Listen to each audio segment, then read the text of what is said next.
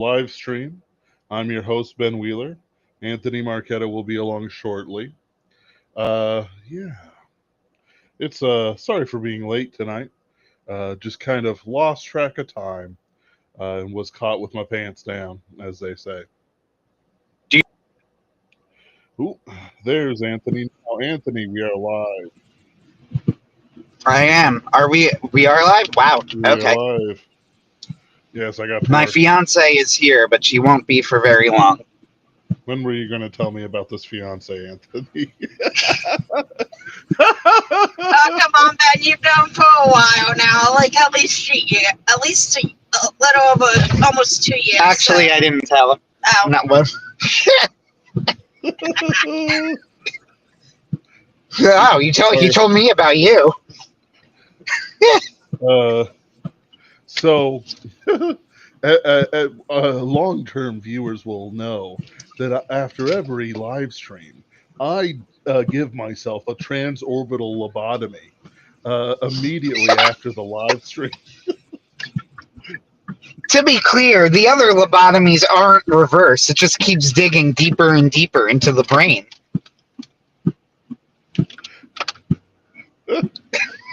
Anyway. This is one of the dumber jokes we've ever done. Okay. Anyway. Deep cut. Yep. Old heads will know that in actuality, Ben is currently lobbying Congress to bring back transorbital lobotomy as a commonplace procedure for hysterics, madmen, and that kid who won't stop being an artist and women clearly doesn't have the talent. That's hysterics, Anthony. I used the appropriate medical term. Anyway. Oh, I'm sorry. My mistake. This Laurel and Hardy shtick, I've pushed it too far. So, the reason why I've gone too far. The reason why I wanted to bring you on, this will be a light show, but I do want to talk, a bit about King Arthur. We haven't talked about him in a minute, and I just feel Anthony and I have been discussing some stories he's been writing and a few other things. We have, and I think it'll be. I'm gonna turn you down a little bit, Anthony. They're unfortunately driving, and it sounds like through a storm. But talking about. Sorry. Anyway, talking about short stories he's writing, as well as the work that we do in general, because we do bring in a lot of Arthurian themes to our labors. Despite our lax and easygoing attitudes when it comes to live streams and such like, this is as much entertainment for us as it is a serious work to promote our work and the works of others we find friends. Speaking of that, we did put a link to the Kickstarter in our chat. Do check us out. See if you like it. If you want to be a character in Pinkerton's Ghost. If you want a large collection of short stories. If you want to even have me write you an episode. Do check us out. But in reality, our heart is for the work. There's always these debates and threads. Isaac Young has had a few debates about it. And believe you me, they were happening before he ever mentioned it, but he was, the most recent famous one. But essentially, here, I'll give you guys something to look at. My cookie clicker game. Anyway, people have been talking about this forever. In different times, there were more ways to monetize. Let's be real, before the printing press, you monetize books by copying them down. There were new things being written, but very little outside the church or other education things that were also connected to the church. Then you also have, the printing press, where it was actually an explosion of books, but they were expensive to make, and they could be They weren't guaranteed profit. There's actually kind of a publishing golden age for a long time, and especially peaked during the great popularity of magazines. From there, they actually declined quite a bit. Pulp and stuff like that took over, and that was another little peak. But frankly, the golden age of things like short stories, novels, and more was during things like the height of the magazine. Charles Dickens and Alexander Dumas were Yeah, I was gonna published say left and right. it was like the 1800s. You had Sherlock Holmes, you had Edgar Allan Poe, you had Dickens, of course, Dumas, like you said. Yep. And as a reminder on how popular Dickens was, he did, in fact, have people come out like he was not him himself, but like his stories were rock stars. Um, People wanted to read specifically his stories. There's a story about where he had some little girl who was dying and taking a very long time to die. And Yeah, this apparently, is, I people think, lined Nicholas up on Nickleby. the piers. Maybe. I think it was not Nicholas Nickleby, because there's no women who die in that one. Copperfield. There are women who died. Maybe. It was a consumptive little girl, and all Yeah, the that's the famous mothers were Oscar Wilde boo-hooing. quote. Right, with the famous Oscar Wilde quote, and one cannot meet the death of Little Nell without laughing. Little Nell. Yes. Yep. Which, But the common, less cynical. by the way, I've never verified if that's a quote, but it should Okay, be. here. But it should be true.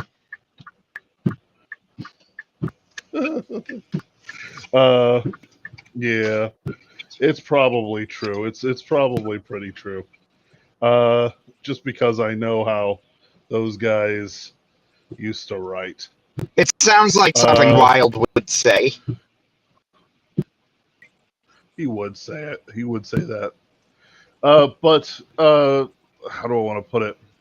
There was a sort of boost to a sort of literariness with the 1900, basically World War One and a bit before to I want to say about 30 years ago or so.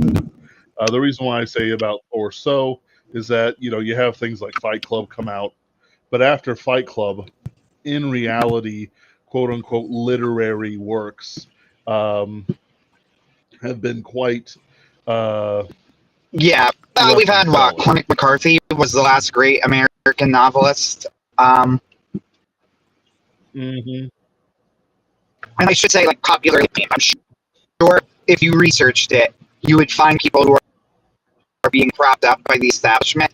It might even be like my celebrity in some way, but not really. Not in the way like when the Goon is a Cormac McCarthy fan. Yeah. Yeah. But hold on. Last night I saw James Comey with Stephen Colbert, and apparently he had written a book. Let me pull this up. And I promise this is going to make sense. I mean, it's already a funny premise. And it's like, right. And Ford Drive, a crime, FDR Drive. Oh, FDR Drive. I thought it said Ford Drive, which I still think is a dumb name. Anyway, no, apparently he writes these crime novels and stuff like that. Or probably he has somebody write them for him. But the thing is that we know very well, and we know this because it was not like proven, but like characters like Mike Pence, who betrayed Trump in 2020, got huge payouts in the form of book deals. Yep. We're talking multi-million-dollar book deals. And this is how graft gets paid. So like the system is broke. You can't do it. We need publishers, quite frankly. We need people who understand marketing to do the marketing for the novelists. They're shit at it. They're terrible. They will literally tell you no when you give them a good idea, or at least something small that they could do to get a little extra money. There's just no helping them. No helping them. That's why you have editors. That's why you have marketers. That's the like indies are fine, but that's the benefit of having a publisher. They do the marketing. They take their share and they do the marketing. So the reason why I bring this up in a King Arthur stream is that, except for one or two characters, there haven't been as many publishers of King Arthur as you might think. There have been some epic poetry. And this is since the printing press, we'll say, starting from Mallory, who was sort of a pinpoint in the cycle of Arthur and other things. Uh, Pinpoint for the cycle of Arthur and other things like that. From him, we have Lamorta Arthur. We do have some stories that come out, like collections of short stories that have been put together by people who just love it. Like, for example, I have a collection of King Arthur short stories that's like Sir Balin and his trials, the birth of Arthur, Merlin falling to Nimue, and then it ends with Camlin with a bunch of the Grail in between. And thank goodness it cuts out all the tournament arcs in Mallory. So many tournament arcs. I get it, but no. Then you push forward, right? You have things like Idols of a King. You have a bunch of stuff that's far more forgettable. Certain traditions show up, like Spencer's Fairy Queen is a mix between King Arthur and Pilgrim's Progress in many ways. It has the moral lessons and ideas, the people as ideas or morals that you had in Pilgrim's Progress, and then you also have Arthurian trappings, along with the natural fairy tale soul of England. Then you move on to things like T.H. White. You have, ignoring collections, right? Collections are taking those stories and kind of keeping them. There's some really good ones that I don't have at hand right now. Anthony will be back. He always comes back. These collections, sort of follow the way to T.H. White, and Anthony disappeared, but he has an author he really loves who produces a lot of King Arthur stuff.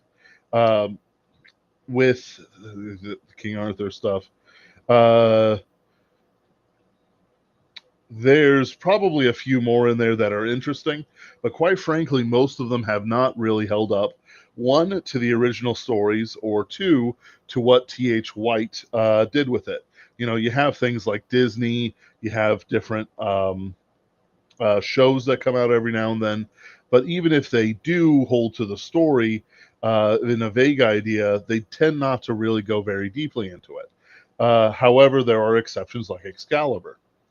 So the project that Anthony has been working on is a collection of short stories for different events of King Arthur, namely things like the fall of Camlin, what various knights were doing after Arthur falls, the sort of how the spirit of the age turned from something noble and good, even if flawed, into something much more realpolitik under King Constantine.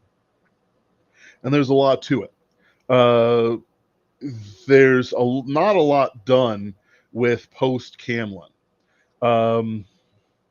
This might sound strange just because it's very, it's like, well, it's Camlin, it's the end of the story. Well, the thing is that England didn't end after Camlin. In fact, instead of ending, it continued on and turned into new things. And you might be like, well, Ben, Camlin wasn't real. Well, no, there is an actual battle of Camlin Hill recorded in the histories. That's why we say that's where Arthur and Mordred fall. In certain stories that we've written, we've actually revived and brought back some of what King Arthur is. Either using his knights, or um, using his knights, or using him himself, or Mordred, or the spiritual themes of King Arthur. We've worked on it and put it into Pinkerton's Ghosts, as well as published stories on their own. There are how do I want to put it? There is a certain power in Arthur that is simply not present in other stories. The reason why I say power is because it is a power to inspire boys, young boys who need, this sort of guidance when they're young. You might be shocked to hear that not a lot of literature, and I'm just going over things you should already know, is geared towards boys. So having things like King Arthur as a cultural touchstone that can't really be destroyed completely because there's just so much published about him actually keeps the spirits of the boys of England to a higher nature than they would with, without Arthur. Anthony, how are you doing?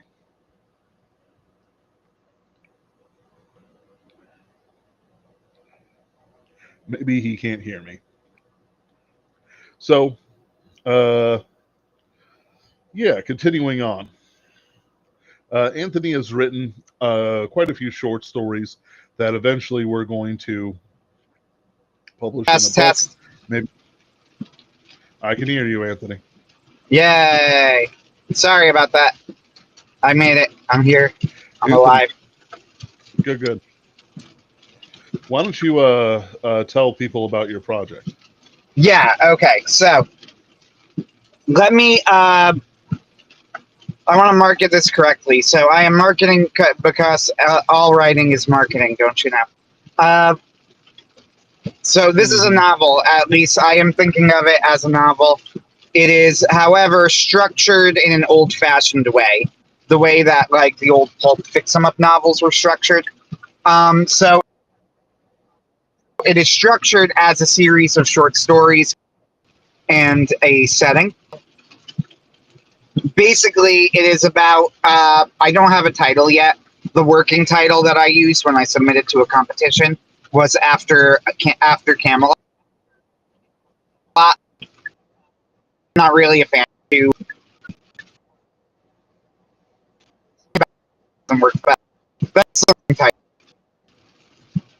And it is about the fall of Camelot. So, my main source, so also not a source I feel in any way obligated to, is Mallory.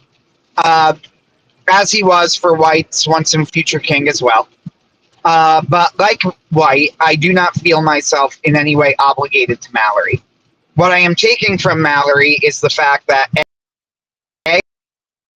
there is no specific time period. This is something that is very much the case in Mallory, and real readers and fans of Mallory all know this. Mallory does not actually have like there is no point in history where what happens in Mallory could actually happen.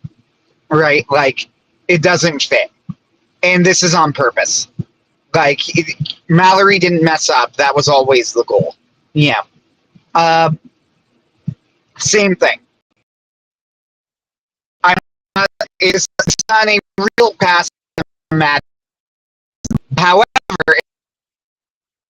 because I am writing about the fall of King Arthur,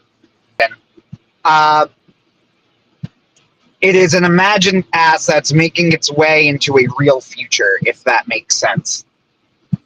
Maybe or maybe not. Basically, it's about the fall of Camelot. Like, what do you do? You're in this situation. You live through this golden age, right? You see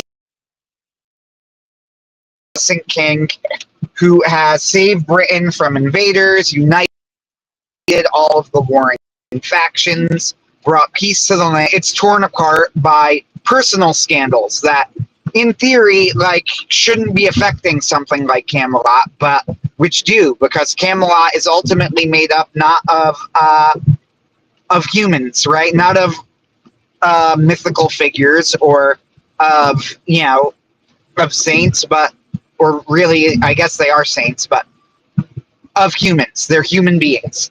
And so, even though he's achieved an almost mythical greatness, Camelot is brought down by very human frailties and struggles. The affair of Lancelot and Guinevere, the betrayal and treason of Mordred, uh, all of these come together in such a way that even Arthur, cannot overcome it, and he falls. But he does not fall forever. Rather, he is preserved in order to return at Britain's hour of greatest need. Now, this is, of course, interpreted in many different ways. Um, I think I'm going to take, even though this isn't part of the story cycle, I'm probably going to take a page out of the John C. Wright playbook here and make the hour of greatest need simply be the second coming. Like, when the monsters of Revelation are ravaging the earth, that's when Arthur returns along with all of the other kings under the mountain, like Constantine and them. Yeah. The kings under the mountain all awaken and lead their nations at the end, at the second coming, right? Yes. So that's how I'm envisioning it. Tim Powers had a really interesting take on this in The Drawing of the Dark. And in apparently this was originally meant to be like a series of books by different authors, but The Drawing of the Dark is the only one that got famous, where it's like Arthur reincarnates anytime the West is on the verge of collapse to save the West. So, like, Arthur emerging, like, he comes back at the Battle of Vienna only to, like, go to sleep again, which is neat and answers the question of why was Arthur not at the Blitz? Which is always, like, the first thing go, okay. I actually, Look, he was, like, quite frankly, though, the Blitz, like, it was bad, but it wasn't the threat to the nation that, people like to think it was. yeah, no, I get what you're saying. You know what I mean, though. Like, many things happened in British history. So where has Arthur been? People do it in different ways. Some of them I find more satisfying than others. Like the Tim Powers reason, and the book is about Arthur returning at the siege of Vienna, which is an awesome concept, for the record. But yeah, that was really cool. I like that way of viewing it. On the flip side, you have Stephen Lawhead, who has one of probably my absolute favorite Arthurian fiction, the Pendragon Cycle. But he wrote a follow-up book called Avalon that takes place in the modern day about the return of Arthur. And it's lame. It's like the monarchy of Britain is about to be voted out by Parliament, and that's when Arthur returns. And I'm like, come off it. That's so stupid. Arthur wouldn't even be a part of this monarchy anyway. He's clearly not related to the whatever the fuck they are now, the Windsors. Yeah. Yeah. And it's like there's not like Arthur's return wouldn't connect. Yeah, Arthur's return wouldn't connect with them at all. Like, so what if the Windsor monarchy goes out? That has nothing to do with Arthur's monarchical line. Like. It was lame. I would say that Lawhead is too good of an author for it to actually be a bad book, per se. So, like, it was still enjoyable, but kind of disappointing. Yeah. But let's see. Yeah. There's a mythological significance to when Arthur returns. It's not just some sort of how do I want to put it? Oh, I decided this is bad. Oh, this is, some sort of like misfortune. No, it's time of greatest need specifically. And even then, if you go back far enough, they actually had a specific grave for him. So there's, like, how do I yeah, and Glastonbury tour. Right. And it's like there's a mortuarial significance in a way.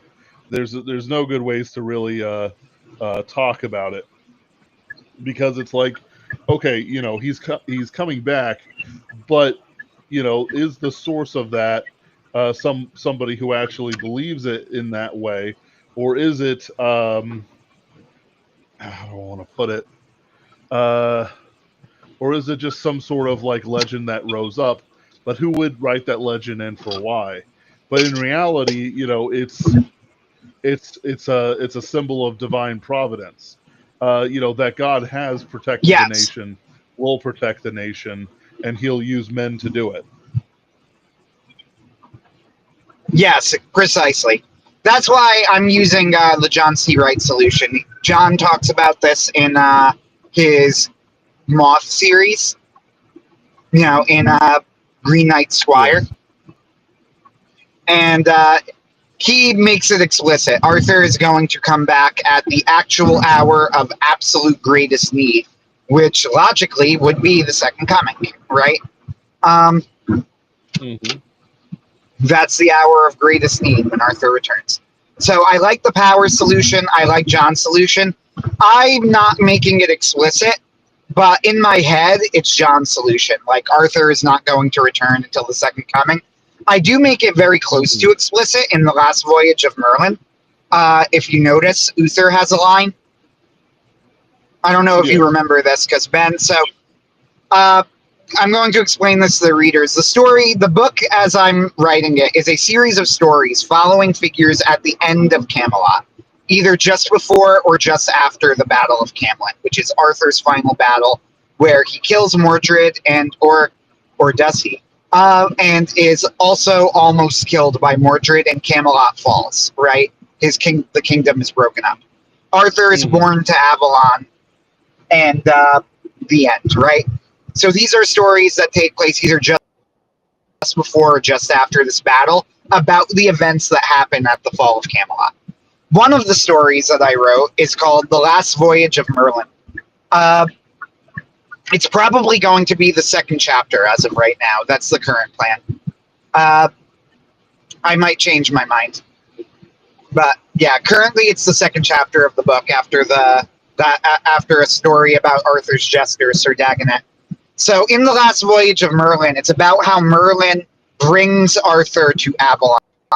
And Merlin has to undergo a series of 3 trials where he resists temptations and acknowledges and lets go of his flaws and his powers in order to bring Arthur safely to Avalon to heal and to wait.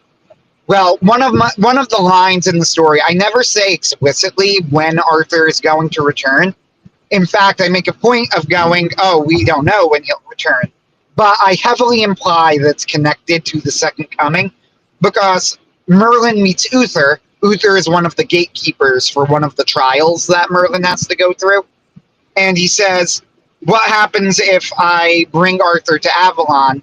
And he goes, he'll live, and he will return, but not until Britain's hour of greatest need. And Merlin asks him, when will that be?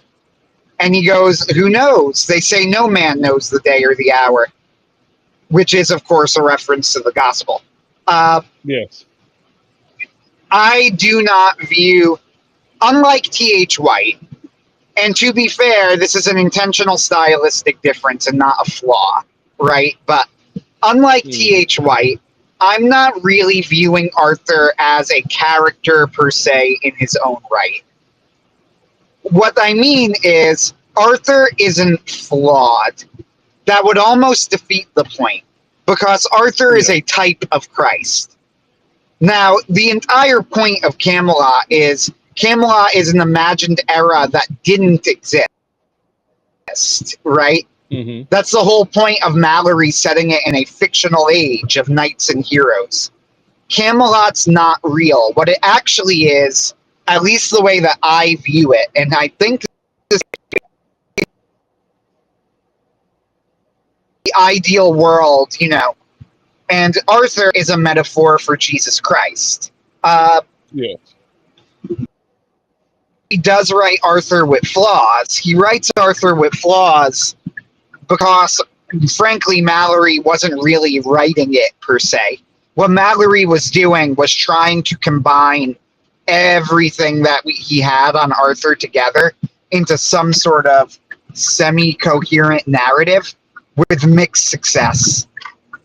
This is why they're like, man, why does he have a dozen tournament arcs? Well, because there were like many, many different tournament arcs that people wrote taking place during the Arthurian era, right? Like, why are there so many stories with Lancelot? Because people loved writing about Lancelot. Yeah. That's why. And Mallory is trying to combine them all together. Mm-hmm. So, however, I think Mallory probably viewed Arthur similar to the way that I did in actuality. Like, even though he has Arthur commit the one horrible sin in the story, the infants, to try and get rid of Mordred, I think the reason, to be frank, I think the reason that story is included is because Mallory felt he had to include it, because it was part of the mythos. Yeah. I don't think that Mallory really I don't think that Mallory really viewed it as a core part of like Arthur as a character. And because if he did, to be honest, it doesn't make a lot of sense. Now, White, to be fair here, you can do good work with this, right? White does great work with this. Like, as much as I don't really like this idea, and I'm not using it, by the way, in my version of the Arthur stories, Arthur does not drown the infants, because I don't like it. It doesn't fit my view of Arthur. So that is explicitly not in my canon, right? He doesn't drown the infants. But, and to be fair to White, as much as I'm saying, well, I don't like it, it's not like White doesn't use it to very good effect, you know. He connects it, like, it makes Mordred's whole betrayal much more personal. Arthur is guilt-ridden. He addresses it. It's a whole thing, right? Like, I do think that there is a little bit, like, White had a bit of a blind spot, and his blind spot he makes very explicit. White doesn't believe in original sin, which means that redemption is practically speaking impossible in the world of White. Like, if you follow this through logically. And this is why he has various characters who commit horrible sins, but who he implies are just kind of saved, quote unquote, or are okay anyway, because they're the good characters, right? Lancelot is one of them. Arthur is another. Arthur is horribly guilt-ridden over the murder of the infants, but White makes it very clear. Guinevere and Lancelot say to him flat out, like, we still think you're a good guy, Arthur. Like, and Arthur doesn't buy it, to his credit, as he should, because that's a terrible answer and not what you should say to someone who tells you something like that. What you should say is, what restitution have you made and have you confessed it, right? Right. But that's not what they do. But he does the same thing with Lancelot. This is why, like, the final line of the Ill-Made Knight has haunted me ever since I read it. He quotes Mallory. Lancelot believes he's lost his ability to perform miracles because he lost his virginity to Elaine. And it is implied as well because of, even though it's not explicitly stated, it's really because of the affair with Guinevere, right? Like, he's too much of a sinner. Yeah. And Lancelot connects it to his virginity, his ability to perform miracles, but in reality, it's the sin that he's committed with Guinevere, right? And somebody dies in a jousting tournament, and they're all looking for Lancelot to pray over him because they know Lancelot can perform miracles, and Lancelot desperately does not want to come out because he knows what they don't know. He has lost his virginity. The miracle won't come. It will not work, right? He's lost that ability. But finally, because everybody else has tried and they're desperate, Lancelot comes out, prays over the body, and it comes back to life. And they say in the story, and the miracle was that he had been allowed to perform a miracle at all. And ever, says Mallory, now White quotes Mallory, and this ends the book. Lancelot wept as a child who had been beaten. Haunting end to the book. It has haunted me literally, like, ever since I read it. That ending has haunted me. And as I think it over, I think it goes to Mallory's denial of original sin, right? If all men aren't sinners, but some men are good people, then some men are just good. Lancelot is in the good category, right? So Lancelot, even though he's committed these great sins, is still in the good category. Therefore, he can still perform the miracle. And I think that also connects. It's kind of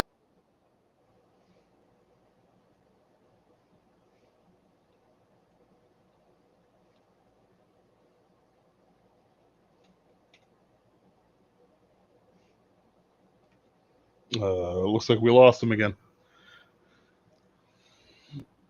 Yeah, there's you can't write an atheistic King Arthur, even though King Arthur might be as I'm failing this puzzle.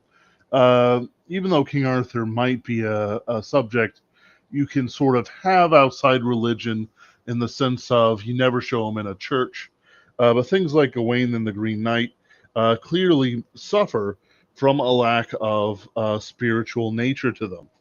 And I don't mean the old story, I mean, of course, the new movie. Uh, there's a spirituality floating around, witchcraft and stuff like that. But in actuality, there isn't doo-doo. any Christ.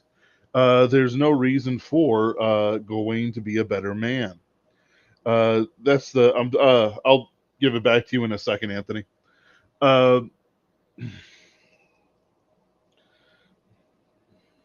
oh no, he's gone again. Uh, yeah, what was I saying? So the atheistic bent of the Green Knight fails it in a stronger way than any other. The visuals are actually on point for the Green Knight. The character work is good, even though you might not like Pajit um, Arthur's Gawain nephew Gawain and all this jazz and squatting Morgan Le Fay or Morgause rather I should say. The it's hey it's a vision. It's an entirely created thing. It's not as bad as people might say it is. The loss of the ability to have a spiritual nature within uh, King Arthur is something that goes through and also hurts. Uh, Let me see here. The deeply spiritual nature of King Arthur is where a lot of the spirituality of England flows from. Uh, England. I'm just going to let him take a sweet time to get back on. England has always had a very spiritual nature that has been different from the rest of Europe. It's more conservative than, say, Italy or Germany. Even though you might say that's weird about Germany, but well, there's some strange things that come out of Germany in their habits and, shall we say, appetites. Though you may lose yours if they talk about it at length. Uh, there's a difference between morality and uptightness. The English are, by and large, fairly moral. While they did have an Anglo pirate society, there were rules. There were rules of engagement, and wars were fought over, uh, shall we say, impolite things that happened. For example, the press ganging men. That was considered impolite. There were wars over it, especially in times when American and English accents were one and the same. Uh, you know, there's just sort of poking at the seafaring example. Many of England's greatest falls hasn't come from deficits within their own character, but rather others tricking them. For example, the Rothschilds with their trick at the Napoleonic War, where they bought up all the stock in England that they could get their hands on and turned themselves into an unremovable financial power. And this isn't even conspiracy theory. This is what they write about themselves and their actions. Uh, the morality of the English is well known. You know, some may disagree with it, but quite frankly, the best criticisms of English character come from the English. Uh, Too much is brought in from other lands that may or may not be compatible with something that lets the English live comfortably. There's a reason why certain things that would never be tolerated in Russia or Poland are happening in England, and that's because it's very hard to rouse the English to anything if they're not naturally roused. And there's cycles to that. I think that they'll be very roused in the future, but quite frankly, they're not going to be roused right now. And even then, with stories like King Arthur and Robin Hood, it is an elite that has power that shakes things up, not a common man. You do have things like during the reign of Richard II, where you had like people's rebellions and such like that. But quite frankly, they didn't really achieve much. At least not the same as when the Magna Carta was signed by King John.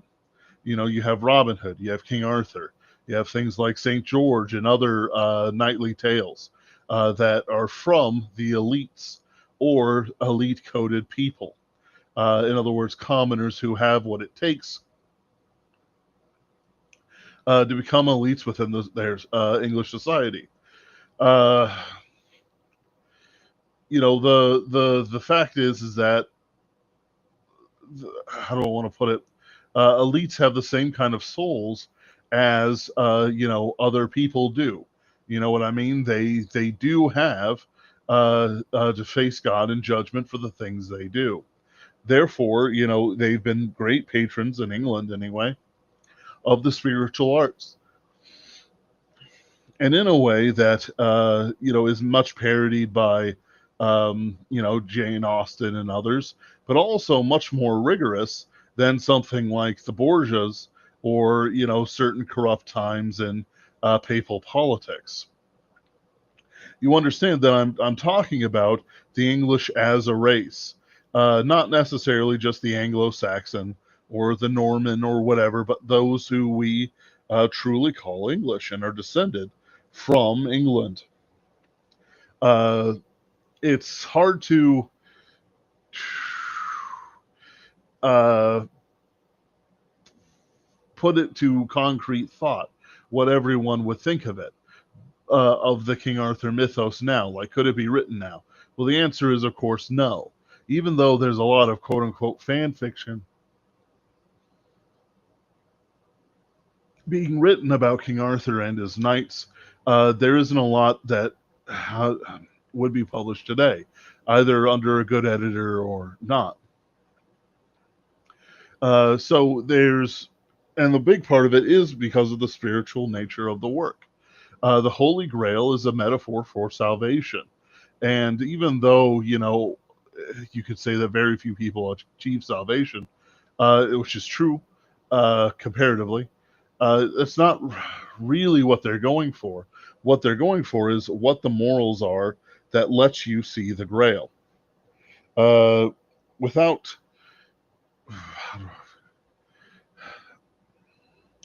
Sorry about that, guys. I have a new work schedule, and it's killing my brain power without Anthony here to urge me on.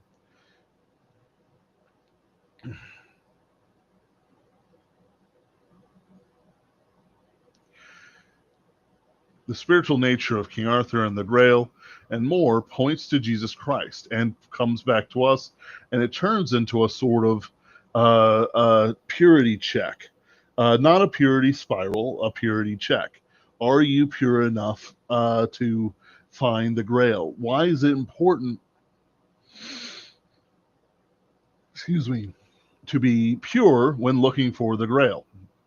Or in another way, why do the pure-hearted only find the Grail? Well, the answer is because without... Who's back? Whoa, You bet. I was back a while, but my mic was not working. Yeah. No, you just cropped back on. Cool. Okay. Sorry about that. This is my curse. I have been out for a very long time over the past few days as well for various reasons. And I'm not going to get home till 10, and then I need to do many things. So, okay.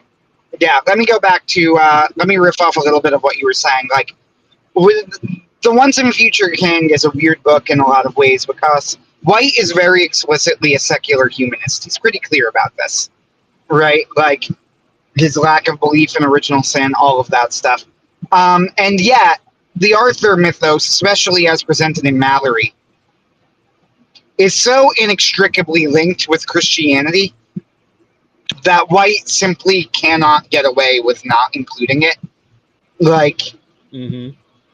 so it's a major part of the story. Arthur, like, the contradiction that White perceives, and I think this is part of the power and the brilliance of the work too, right? Like, why it still holds up despite its flaws, is that White correctly noted the central contradiction of Camelot. That was always in Mallory, but White makes it explicit, which is this. Arthur is against the philosophy of might makes right. He is fundamentally opposed to it, morally opposed to it, and it is what he is always fighting against. And yet he can only maintain his kingdom with might. Without might, he could not make right. But might doesn't make right, and he can't let it make right. So throughout the book, Arthur is attempting, I should say, and White by proxy, various ways to, like, stop the knights from, I guess, noticing this contradiction almost. It's hard to explain. That's not quite it, Right. but it's close. He's trying to stop them from exploiting the contradiction. Like, one of the things he does, like, that's, according to White, at least, this is why he sets up the Grail quests. He learns about the Grail. He realizes that his knights, who are always on the verge of fighting each other, could perhaps channel their energies into a spiritual quest. Now, here is the difference between White and, I would argue, even Mallory or someone. White perceives the Grail quest as ultimately failing. Like, in other words, White would say spirituality is not enough. Yeah. Right. Religion is not enough. It won't solve the problem. Now, he's kind of correct in the sense of course it won't, quote unquote, solve the problem, in the sense that some people choose not to be religious. They choose to go to hell. You know, Yep. they choose to reject God. Like, obviously, it's not going to work, quote unquote, in that sense. Where I would disagree with White is I would say if people did try and embrace it, then yeah, it would work.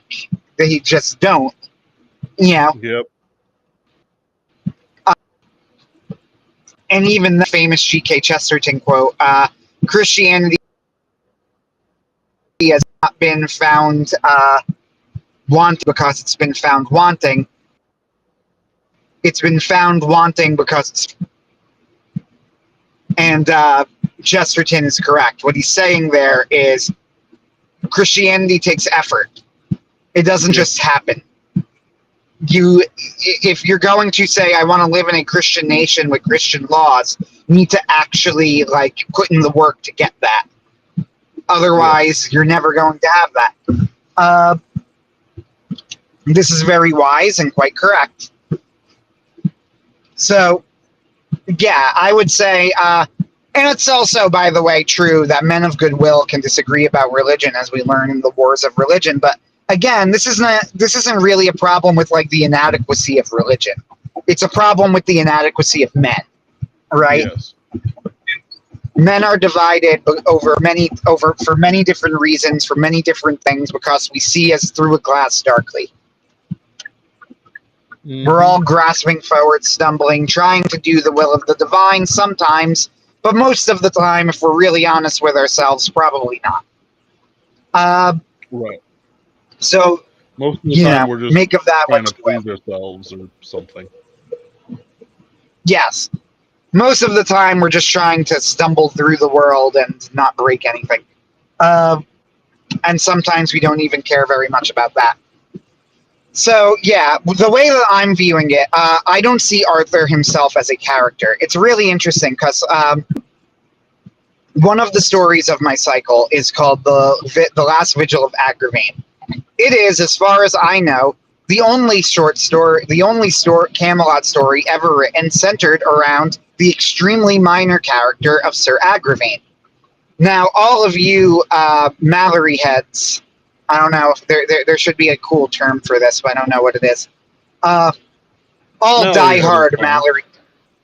yeah, all diehard Mallory heads will know that Agravain's main claim to fame is that he is the one who outs the affair between Lancelot and Guinevere. He also kills his mother for sleeping and kills Sir Pellinor for sleeping with her. Yeah, but that's less important than the Lancelot thing. But yes, you're correct. Yeah. He is then set as a guard for Guinevere when Guinevere is going to be executed, and is killed by Lancelot. I write a short story where I make a change, and I'm not going to spoil the ending because the ending is the big twist of the story. But it is known as the Last Vigil of Agravain, and the conceit of the story is that instead of being assigned as Guinevere's guard, Arthur dismisses him from the round table because he recognizes that what Agravain did was not for the good of the realm, but a power grab, and Arthur does not appreciate it or respect it. So he banishes him from Camelot and strips him of his title as a knight. Mm. Now, this is all well and good. He does deserve it. And this is where I would be like, someone might go. I mentioned that after Lancelot's escape, which in all versions, they come upon Lancelot in the very act of adultery with Guinevere, and he manages to escape. After Lancelot's escape, I mentioned that Arthur spends hours in prayer, and then Agravain goes up to him and asks him to be placed in the guard for Lancelot, because Agravain sees this as a leadership position, right? Like, he thinks this is I can move up in the court by being made the head of the guards for Guinevere. Well, Arthur, of course, banishes him instead. Now, as we know, what happens in the original Mallory version of the myth, or of the legend, I should say, not myth, legend. In the original Mallory version of the legend, Agravain is killed as part of the guard when Lancelot rescues Guinevere. Now, Agravain, all of this from afar, he sees Lancelot come, kill the guards, and rescue Guinevere, and then realizes, oh crap, Lancelot's probably going to come for me next. So he holes up in his castle in the north and watches for him. And that's the Last Vigil of Agravain. The way that Arthur reacts by retreating into prayer and then sacking Agravain, people might say, like, oh, Arthur, this shows that Arthur's not perfect either, right? He retreats the prayer, and that he's instead of looking for Lancelot, he goes to prayer, and his immediate reaction to asking for what is essentially a promotion is, I disagree. I do not view Arthur as acting wrongly at any step of this process. Number one is addressing, like, why is Arthur spending more time in the chapel instead of searching for Lancelot? Well, it's because Arthur correctly recognizes the stakes of the situation. This is not a struggle of flesh and blood, but a spiritual struggle. Lancelot is a good man, and Arthur knows that Lancelot is a good man who loves God. He really was Arthur's friend. Arthur knows this. So, simply capturing Lancelot is not going to solve the problem. right? There's the thing that led to the adultery is demonic. It might be demonic urges of the flesh. It might be the promptings of a demon. It might be Mordred manipulating things in the background to try and weaken Camelot so he can make his play, get Lancelot away, captured and out of the picture, so it'll be easier for him when he makes his move for the throne, right? Nevertheless, it's all demonic. It's a spiritual struggle. And Arthur knows this. That's why he correctly prioritizes the spiritual struggle here, not the search for Lancelot. Besides, finding Lancelot doesn't guarantee anything anyway, because Lancelot, both in Mallory and beyond, is borderline unbeatable in battle. He is all but unbeatable in battle. So finding Lancelot would hardly do anything anyway. Like, what are you going to do? The only person who might have a shot of actually besting Lancelot in combat is arguably Arthur himself. And I would argue no, because Arthur is skewered by Mordred. And Mordred certainly couldn't take Lancelot in a fight. So I would argue that Lancelot would probably beat Arthur as well.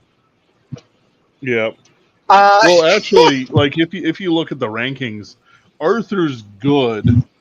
If you look at the tournaments where he comes up, Arthur's good, maybe even the strongest king, but he's nowhere near his strongest knight. Like, and he competes against them quite often. Like the way in my head anyway, my canon, quote unquote, for the Red Blade, I actually have it that Mordred, in between the stories, especially during his convalescence after being plowed into the ground by Lancelot like he's a ragdoll. Like he's a ragdoll head first. He basically levels himself up. He power levels himself up. He always had that spark. But he realizes that basically he keeps a certain amount of resentment, but he gives up the gamma nature. And reveals himself to be the alpha. Not in the sense of like the gamma alpha that doesn't do any self-improvement, but rather, this dude was hitting the gym every day. Every day, Anthony. Testosterone boosts right to the testicles. But the... amazing. But it's like, the only ones who could fight Lancelot were characters like Sir Lamorak, Sir Tristan, Palamedes, maybe. Palamedes. He fought pretty evenly with Tristan mostly, until eventually Tristan started winning over him. There's, how do I want to put it? Like, there's a definite ranking within King Arthur's setup. I told the joke, I think recently, where it's like Sir Tristan's being told that there's this quest to save a princess, and he's like barely recovered from a fight, and Sir Melian is on it, and he goes, Sir Melian's not even the fourth best in his family. And to be fair, Sir Melian is like a cousin to Lancelot. I'm not taking this quest. That's ridiculous.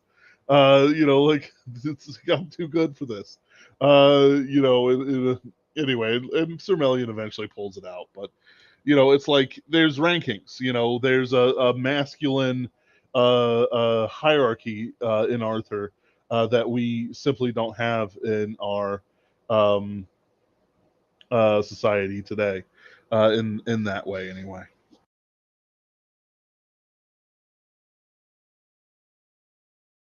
And by masculine hierarchy, I mean who can beat up who. And Anthony's gone again. My poor phone is fighting so hard. It is. And you're currently in the haunted woods. So it's like, what can we do? Yeah, it's back. It's back for the moment. Yeah, I get what you're saying. Like, this is all, just kind of fun fan. The sort of stuff of like, can Goku beat Superman or type conversations. The No, thing he is, can't. yeah. What the yes, what these sorts of things tell us is that these sorts of conversations have been going around for as long as humans have had stories. uh, like, I'm not even kidding about this. This is very true. Like, this Could whole, like, can X fictional character be Y fictional character in a fight? Like, the answer, these sorts of discussions have always gone around. And the best part about being a writer is that you can make a decision about it. Yeah, you can. Uh, no, look, I view, like, the point that I was trying to make, that was that I don't view Arthur as acting wrongly. And I also view Arthur's sacking of Agravain to be more morally correct than what he does in White's version. Which, to be fair, I think that White himself would probably acknowledge, right? Yeah. Like, there's a weird, Like, because Arthur isn't meant to be, like, morally perfect in his version, so, you know. Okay, so there's a weird, like, thing in, at the end of, in the candle in the candle in the wind, which, by the way, one thing I will need to give White credit for is that his title game was always on point. The title of all 4 books, plus the cycle as a whole, is absolute S tier for all 4 of them. yes. But anyway, so in the candle in the wind, it's a really strange scene. At least I found it strange. Again, it's hard for me to call it a flaw because it's not like it's not consistently written. It is consistently written. It's just a really odd thing for someone to do, right? Which is that Arthur knows he has to execute Guinevere. They make it that Arthur was like being cuckolded but knew it. Mm. I don't like this. I actually make it explicit in the last Vigil of Agravain that Arthur straight up didn't know, and it's simply explained by the fact that Arthur travels a lot. Yeah. Like, that's it. It Yeah. doesn't need much more. It's not that complicated, right? Yeah. So they go like, oh, does the king know about the, the whole court knows. Does the king know? And he goes, no, the king travels a lot. And they go, great. That's, that explains it, right? That's really all you need. But Arthur also knows that because he has set up a system of rules and laws in his kingdom, if the affair is revealed, he will be forced to execute Guinevere and Lancelot. This is weird to me for a variety of reasons. I almost feel like there's some sort of weird misunderstanding of the law here, right? Well, the way I view it is that because T.H. White has no concept of original sin, he actually doesn't understand the fundamental reason for why we have laws in the land. There's a theory going around that because England would execute their criminals constantly, for relatively minor things that we would say today, but really it was pretty major for them. Hanging for stealing a cow, that sort of thing, that they actually had a passive eugenics program that removed the criminal element. And that's how you get a high trust society. And yeah, that's true to a point. I don't think it. I think they're over exaggerating the benefit. Oh yeah, the amount of I'm a little skeptical because the amount of selective breeding you would need for that to make a noticeable difference would be so high. I do think probably something like that happened, but over thousands of years. It's the reason that Africa hasn't been properly civilized yet, which, politically incorrect alert if you didn't know by now. Guys, we're actually, now you know. No, I do not consider the vast majority of Africa to be civilized. Do I consider them fundamentally incapable of civilization? Well, no, but I kind of in the way that Vox Day doesn't, which is, sure, if you have 1,000 years where of extremely strict laws where it enforced at the point of a sword or the gun in the modern age, right? Then eventually the society will transform in such a way that it can be high trust, right? Mm-hmm. But without that, no, I don't think anybody is doing that in Africa. the one time that we tried something like it was Rhodesia, and it was betrayed. So, you know, never forget. And South Africa, though South Africa was a little bit more organic. Rhodesia was an intentional experiment. Never forget what they did to Rhodesia. Never. The worst crime ever committed by the West.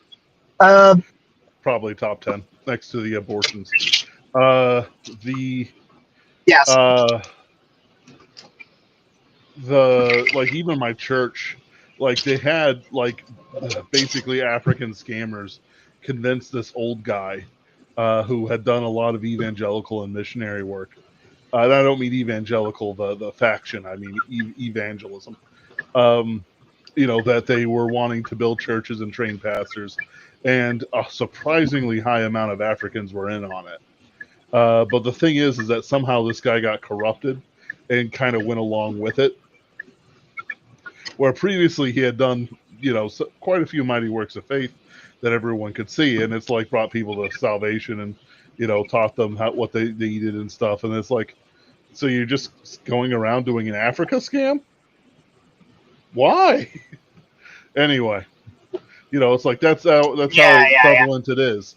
Missionary work, bringing food to Africa, in starving areas where people are literally dying daily, and they still find a way to scam some bucks out of some rubish right, because what people don't understand about the non-civilized areas, and I'm getting this is still applicable from like to Arthur, by the way. Interviews with.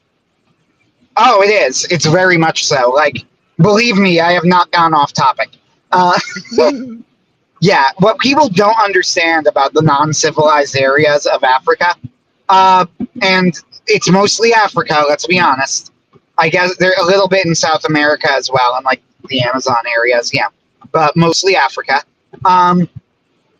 What people don't understand is that, frankly, don't really get, and I get this from interviews like with people who have been there, in many spots in Africa don't really get the concept of morality. I'm not going to say all of Africa, but I will say that large portions of it. Like the idea that lying is wrong, for example, would be genuinely confusing to a lot of them. And I don't think that there's a reason to be like judgmental of Africans for this, right? Like, and what I mean is there was a time in history where all of humanity would have thought much like this. The Old Testament is about the forging of the Jews into a group that was like not like this, right? Like that's kind of the point of the Old Testament. So I'm not like, people will hear this and go like, are you saying that blacks are subhuman? No, if anything, I'm kind of saying that they're more human. Like, this is closer to the base state of humanity because they haven't been civilized. I'm not saying that it is impossible for them to be civilized. I am also not saying that it's impossible for any individual black to be civilized. I am also not saying that God won't judge them according to their abilities and what they're capable of doing. What I am saying is that this society is not a civilized society and won't be until somebody comes in with the point of a sword and says, if you break these laws, we will kill you. But we don't consider this, right? Like, we don't consider this just in the modern world. So it's not going to happen. So we're in this weird state where Africa is never going to be civilized, which I think is sad. But it is what it is. So how does this connect to what we were saying with Arthur? Well, part of this is kind of the point of what's going on in White's version of Arthur and in mine. This is not the modern world. It's a world that's Christianizing, right? Christianity is still this strange new thing. It's not really new. It's not like brand new, but it's new enough that the old ways are still around enough to be a legitimate contender. And if you're Christian, you're part of the new religion, right? Like, that's the difference between the two. That's why you still have people with magic in the stories. Merlin on the good end, but Lewis correctly paints Merlin as a sort of like last dying gasp type character. Like, he is the last gasp of the pagan magic and barely allowed to exist. and only because he's serving the true God. And he will be allowed to fade out when he's gone because, like, technically speaking, these sorts of people shouldn't be permitted. You know, I think that's right. But it's also why you have people like Morgause and people like Nimue and Morgana and things like black magic is going on in the background of it. You have these people who aren't civilized, and they're represented primarily by the Orkney siblings who grew up in almost a savage environment, right? But all responded to it in different ways. Agravain grows angry at Lancelot because of jealousy. His jealousy drives him to hatred of Lancelot and to try and destroy him. Mordred just wants revenge on everyone and wants to take power. Gawain responds in a healthy way, and nobody cares about Garrus and Gareth. Aw. People kind of care about Agravain, a lot of fair, but really nobody cares about Garrus and Gareth. Yeah. I mean, it's So- like they're just like they have their own personalities and how they interact with their other siblings, but it's like, you know, Gaheris is more noble. You know, Gareth is slightly more noble, but not as noble as Gawain.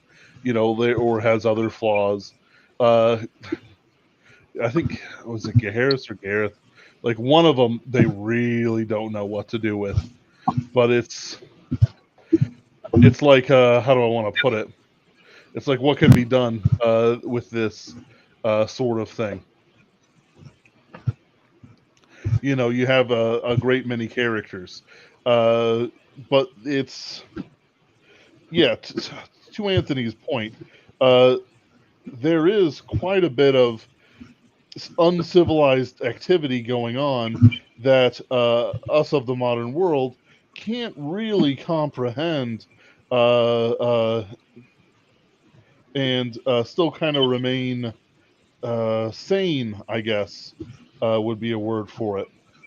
And I don't mean it like it's like mind blowing that people are evil or anything like that. But it's like, you know, what do you mean that our civilization isn't some sort of default? That the high nature of civilization doesn't transfer from father to son, you know, but instead must be fought for in every generation, in every time, in every moment. Um, it's, you know, like it doesn't really benefit the naturally lazy heart of men. You know, you have to um, police your morality constantly. You have to make sure that your heart's guarded against evil. Uh, Otherwise, what happens is that the non uncivilization comes back, and it comes back strong. You know, Arthur isn't even dead, and it's already the strongest man versus the strongest man, and there's nothing he can do about it. You know, as much as he doesn't want this to happen, you know, there's nothing he can do about watching yet another power struggle, yet another civil war that he, you know, dedicated himself to stopping. Uh, you know, again, it's Christ-like. You know, Christ would see us never sin again, but unfortunately, I will be sinning either by my direct hand or unknowingly. So it's you know, it never stops. As they say, the ride never ends. Mm-hmm. Yeah, and White's Arthur is odd in the way, like, I don't think that White's Arthur tries to solve it in a Christ-like way. Like, he has this weird thing where he is he's going to execute Guinevere, really, and you were mentioning this has to do with his beliefs on original sin. He's going to execute Guinevere because he feels himself bound to by the law, but I don't really think this makes any sense for a few reasons. White is working under, and I think he would admit this, a very modern concept of law. I don't think this would have been understood even under Arthur. And I get that this is partially White's point, right? That Arthur is implementing a modern concept of law to try and make up for the flaws of the men, right? Like Like, Total War. that's kind of the point. Yeah, like with Total War. So Arthur is creating a modern concept of law to try and bring like justice and equity to everyone. No one is above the law, not even the king. Therefore, Guinevere must be executed. Except that Arthur is the wronged party. Like, Yeah. if Arthur is the wronged party, he could still request clemency. Like, there's, that I don't really get. It was always very weird to Doesn't me. even Like, have judges. no, really. it has to be an execution. Like, why? Why you could punish her but not execute her? Clemency is granted even in modern courts all the time based on circumstance. If Arthur says, hey, I really don't want to kill you, even though you did this terrible thing, so we'll lighten the punishment to something else, like, that wouldn't be a betrayal of the rule of law. It was always kind of weird to me. Yeah. I dispense with all of this. I also think, too, that's a misunderstanding of, like, the origins of British common law, right? Like, British... Yes. Oh, he's gone again. It's a misunderstanding of British common law. He's right. A lot of British common law doesn't come from some sort of strange, like, folktale magic or anything like that, but rather it comes from the Bible and the biblical understanding of events and property rights, especially. Those who... I have no idea where I'm going, but I'm still trying. Those who don't get it, or those who really pursue it, oftentimes don't really understand the basis for why property is almost sacred in the matter of things like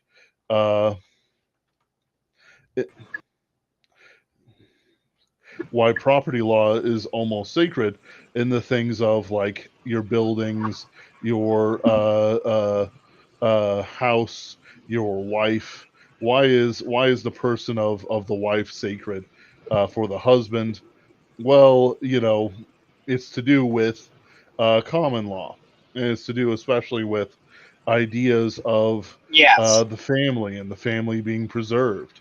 It's to do with how Yeah. there's Where a I was lot going to it. I'm sorry.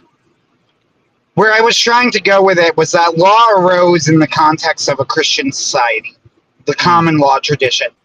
This is my point, and where I think White kind of is wrong here. Like, he's trying to go, well, Christianity didn't work, so let's try rule of law. Literally, that's like explicitly the point. Like, the Grail Quest didn't work, so now we're going to try rule of law. But that misunderstands what common law kind of always was. It wasn't a body that was, like, created en masse. It arose in the context of a Christian society. Yes. This idea that you would be like, well, nobody is above the law, therefore you need to execute this person every time, no matter what, because justice demands it. Well, you're divorcing justice from mercy. And the legal system is entirely divorced from mercy because it was always in the Christian tradition. So that whole concept doesn't really work. And this idea, too, that it was about, like, putting people at the same playing field isn't really true because equality didn't really exist. In fact, couldn't exist. The modern concept of equality. Arthur was a king. And in fact, you should not judge a king with the same standards as you judge someone else. Arguably, you should judge them by higher standards, though practically speaking, you're not going to. And frankly, you shouldn't, if you think about it, right? There are things that a king has the right to do that a commoner does not and cannot and should not. As the aggrieved party needs to be, like, automatically it's going to go to execution. I get that it was treason, right? What's going on in this, it's not really adultery. It's treason against the crown. That's what she's being executed for. But even treason, like, sentencing is something that's decided by a judge. It's not decided, like, it's not uber automatic. You could always say, hey, I request, like the victim can request a lighter sentence. It happens all the time. Like Arthur is the victim. And He's the crown. right. It's like what we're seeing nowadays with like, oh, I don't want to make the murder of my son, this sort of thing, is sort of would be in a more even society, a noble plea of mercy from the court. But instead, in our society, we see it as a cuckolding. You know, I don't want to litigate. Yeah, it's very sad. Yeah, it's absolutely sad, but it's like I don't want to litigate like the execution of Charles I. Fundamentally, and we could actually have a stream on this. I don't know if can't remember if we've had it. I don't know enough about it right now. If we did a stream on it, I would need to research it. Fair enough. But it was by Cromwell and his forces and other people as well. Okay. The middle elite essentially. But the thing is, the question. Cromwell, say no more. Right. The question is that whether what duties did Charles I have? Did he have a duty to his people? Did he have a duty to God? Well, yes, of course he had a duty to God. But did he also have a duty to his own notions of how a state should be run against the people? And basically his response was, okay, you don't have the authority to, by what authority do you try me? And they freaked out because they didn't actually have authority in that time to try a king. The problem is that King Charles I had murdered people, not in the same way that Richard II murdered people, but he had thrown them in prison and they had died there. He had taken property, even though he had acted like an absolute monarch, like he was French or something. But in reality, the English people are not the French people, and you can't. They didn't accept that. No, the English have almost never had absolute monarchs. But he tried to be an absolute monarch, and the question is did his actions as an absolute monarch, that is to say, the stealing from the people, the locking up of nobles who wouldn't give him loans, getting rid of the parliament system, were those crimes a king can commit? Well, if you look back at Arthur, what crimes he could commit or not, fundamentally, England was in a state of civil war when he took power. And quite frankly, he barely kept the pot from simmering over by force of arms in the Round Table. T.H. White's law is a noble idea in a way, but quite frankly, it's complete and utter nonsense once you take it out of the context of the story. Every single knight on the Round Table had enough men to fight all his neighbors, and every single one of those men had enough allies, and they certainly had enough enemies to break apart England like shattering an egg. That's why Mordred even had a ghost of a chance of defying a reigning monarch like King Arthur, who had, as I'll remind people, reigned well over 30 years by that time. Besides being the son of Uther Pendragon, and other things as well that made his reign very secure once he started proving himself. It's like this question of law and this question of Arthur in law, is not actually that hard to sort of break down. In the end, the question is, how much power do we have that we give to the idea of law? In America, we give a heck of a lot of power to law. We give it where we shouldn't, we give it where we should, and we certainly give it too much. And I don't mean in the sense of taxes or driver's licenses or people, sovereign citizen bullshit. I am talking in the sense of what's going on in, the Trump administration with all their lawsuits against something that the people have asked them to, have voted them in to do. The reason why there's riots in LA is because the judges have started to lose power over the executive branch, and several of their motions have either been defeated in a higher court or have been ignored, in small ways mostly, but in ways nonetheless. Uh, so it's like that, right? Except the thing is that in America, I don't have the force of a state behind me. I'm Ben Wheeler. I'm sitting in a small apartment. I, have weapons, I'm sure. But quite frankly, I'm no Secret Service John Wick able to take out Yujiro Hanma taking out the U.S. Army. That's not happening.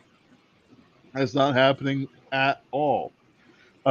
Instead, what's going to happen is I'm going to get domed pretty much 5 minutes into whatever rampage I decide to go on. There's a reason why the riots disperse once the police put on pressure. They can't actually hold them back. The police have forborne doing their duties.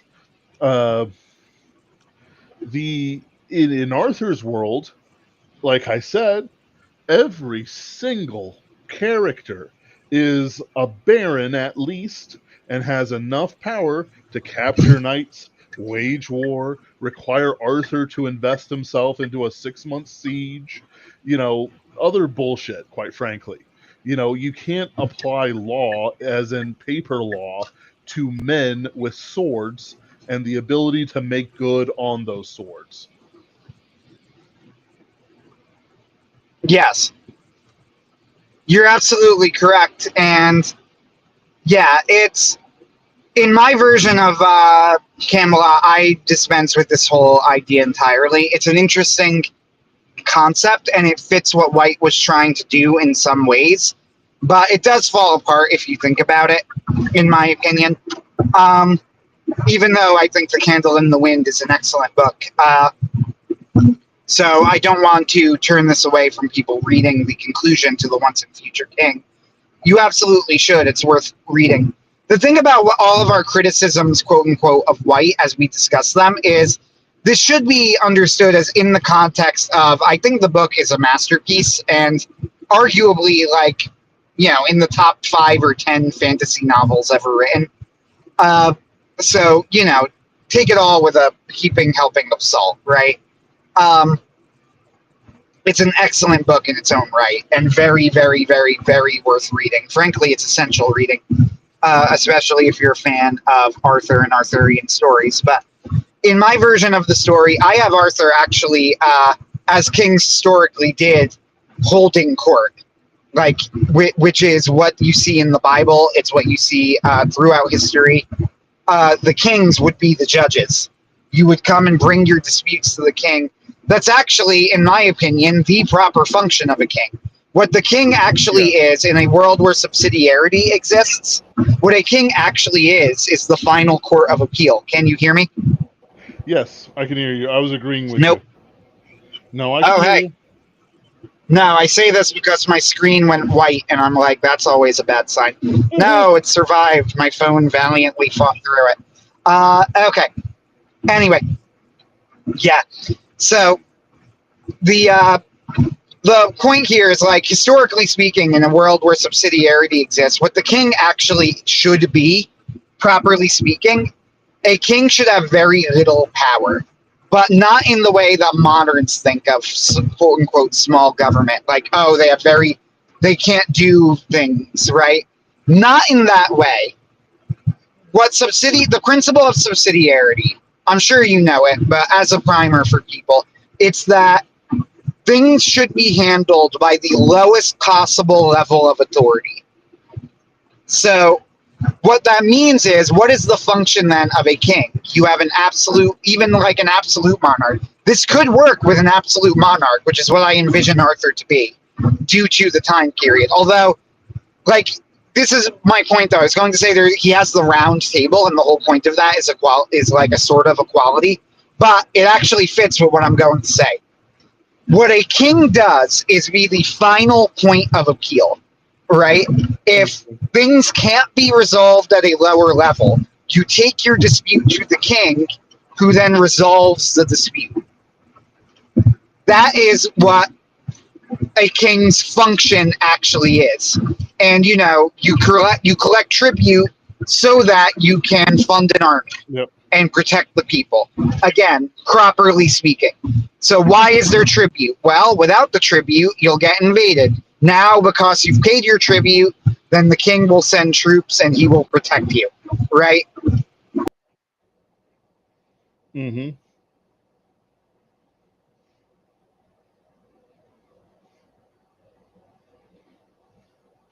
Oh, he's gone again. You send tribute. I think I know where he was going with this.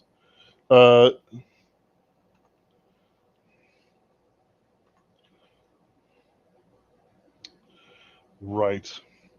So you send tribute, and the king protects you against the nobles who may be bad or good, but they certainly can act in their own interest. Excuse me. Nope, he's gone. Nope. Blank, blank. I'm returned. Yeah, the phone fought the good fight and then it lost, but it's valiantly rejoined the rank. What can I tell you? Yeah, the point I was making is so you have the king, he's the final point of dispute. What does it mean that you swear your allegiance to the king? Well, it means that in return for fighting, that your town will send people to fight for him in a war and will pay him tribute. He will give you protection, and he will be your final point of appeal in certain legal. So so the king holding court, in my opinion, is a very good and proper function of the king. Right. It's what Charles I did not hold court like that, and dissolved Parliament where he would have traditionally held court. As an example, it's one of the reasons. Yeah, you're right. It's one of the reasons the modern constitutional monarch in Britain is such a joke. I don't take it seriously. I don't take them seriously as an institution. I don't respect them. Honestly, I really have so much contempt for them. It's kind of funny. Yeah. But it's funny because it's not the typical American contempt of oi, we hate kings here. It's you're a fucking king and you're not using it. You joke. You're a joke. Anyway. Yeah, I have Arthur holding court. And I actually am thinking, I haven't written the scene yet, but what stories in my collection is going to follow. And what happens to her, nunnery or whatever. So I've written a story about this, and then her getting confronted by the person who eventually replaces Arthur. In the legends, Constantine, who is a very minor. Yes. But he still shows up as the heir of Arthur. Most. I don't mean genetic heir, though. Because he really only shows up when the story is over. Where he's like, oh, I hope Lancelot rescues her. And Lancelot, kills 3 knights. And this kind of gets to my point, though. Arthur confronts Agravain in my story, and he banishes him from the Round Table. Why doesn't this happen in White's version?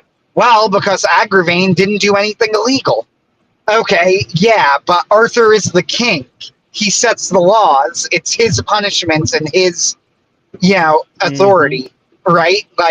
If Arthur knows that Agravain is conniving and power hungry, he is under no obligation to go, well, Agravain, technically, you didn't break any explicit written down laws, so I guess you're in the clear. No, that's a fucking ridiculous. That misses the point. He appointed Agravain to the Round Table. He has every right to dismiss him for any reason that he wants to. That's why the idea that then he would take his request to be made one of the guards, which is what he does in the story. I think, I forget what it is. I think Mordred might go up to him and go, you know Lancelot's coming. You have to set guards. And he goes, yes, let's set 3 guards. Then you can't say I'm not doing like my duty, but I'm still hoping Lancelot kills him or Lancelot rescues her. You know, Right. which of course Lancelot does, but kills like 2 of the guards. You know, and I'm like, And that's an even absurd some thing of for the Arthur to unarmed do. people there too, by the way. Yes. Like, if you think for like 2 seconds, this is a completely absurd thing for Arthur to do. Like, I hope that Lancelot rescues Guinevere, even though I'm trying to execute her. Like, he's acting like he's locked in the straitjacket, that he doesn't have any power when he's the fucking king. You know, he is the one person who can, in fact, put a stop to all of this. And the fact that he's not going to do it, but he's not.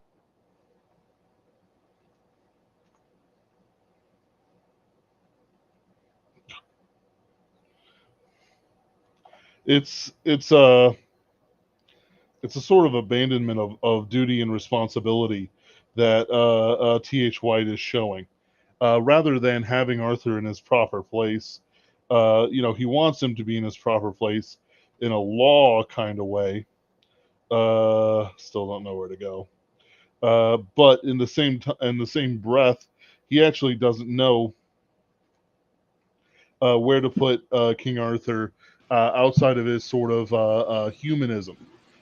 T.H. White might be, able to brilliantly talk about some of these ideas, but at the Yes. same time, he's lost the sort of overarching purpose of things like kinghood, authority, hierarchy, other Yeah, things that, exactly.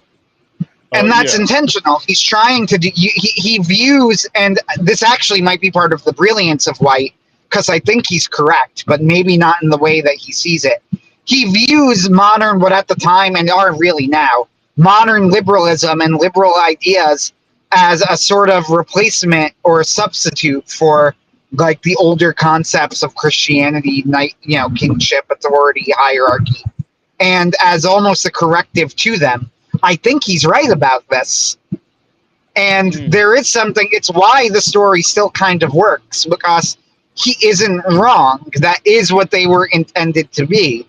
What White doesn't get, and although he does sort of get it, which again is why the book is still a masterpiece, is that even this doesn't work, right? Like, you can't fix human nature, especially when you don't deny that there's even a problem, right? Like, it's so strange. Yeah. Like, he's denying that there's a problem and trying to fix it at the same time. And obviously this fails miserably. And yes, he does give the option that Arthur might have been taken off to Avalon, but I have impression in White's version that Arthur is pretty definitively dead at the end. He just kind of throws it in as a sop to Mallory. Yeah. Like, and then the final battle happened where Arthur maybe died or maybe was taken to Avalon, where he will return again. And I remember reading this and thinking, I don't really know what Arthur would be able to do with a return. Like, his version of Arthur. Like, what would he be coming back to do? Create modern liberalism? We've got it. You know? Right. Like, I don't get it. You know? And this is, again, like, the brilliance of White is that he manages to make his ending very moving and effective. Why is it so moving and effective? Well, because he's not entirely wrong about a lot of what he's saying, and he does correctly see that it doesn't work, right? Like, it fails. So the ending is moving. He has the proper passing of the torch scene with who is implied to be a young Thomas Mallory, and it's a very touching moment. But it's also, like, again, you think about it, and the moment kind of rings hollow, because Arthur is correct, and the torch is passed. But the torch is passed to a world where the 20th century was the bloodiest in human history. Where, like, the 21st is the most godless in human history. Where we do these horrendous ethical and experiments around the world, like, we haven't gotten better. It hasn't worked. The torch has been passed, but the torch doesn't work. At least not the way that Mallory views it. So what I'm going to do, like, I have Arthur, like, he's the one who chooses to execute Guinevere. right? Like, Yeah. because it is a choice. He has to choose it. Why does Arthur execute Guinevere? Well, this is interesting, and I think I'm going to get into this in my story with Guinevere, who is very much not dead because Lancelot does rescue her, but at least not at the end of that story. But yeah, like when I think I'm going to add this in flashback. Like, I want a scene between Arthur and Guinevere where he does confront her over this, and he's like, it's going to be your sentencing. And maybe Guinevere even doesn't think that Arthur's going to execute her, right? Like, after all of that, like, Arthur surely won't actually kill her, right? And then Arthur is going to speak with her, and he's going to realize that Guinevere is entirely unrepentant. Yes. Which is the point. Like, then he goes very well. Then I have made my decision. It's to be death for treason against the crown. Right? You betrayed the king. You sullied the crown. You've committed adultery, which is also a high offense. And he goes, I will not be granting clemency. And when she goes, like, why? And then she goes, and Arthur's going, you got to be less on the nose than this, maybe, or word it better, but something along the lines of, because you would do it again, right? Like, yep. You still love Lancelot. He goes, you can't be trusted. Yep. And that's exactly, but that's exactly the point, and gives context to the scene later in the last fight of Sir Lancelot, right? So my final story is for the viewers, which has already been published in Variety Pack Fiction issue 11, if you want to look it up online. My final story is the last fight of Sir Lancelot. In the last fight of Sir Lancelot, he meets with Guinevere and asks Guinevere to run off with him. And Guinevere turns him down to live a life of penance. This gives context to that scene, because earlier she wouldn't have done that, which means that sometime between then and now, Guinevere has changed. She's truly repented, right? That's the difference between the two. And it will allow her to eventually accept her death with a calm and peaceful heart, because she knows that it is that it's justice. Which is, so, it's like one of those things where, like, you contrast it to the modern day where essentially, there's no consequences for actions, for betrayals and stuff like that.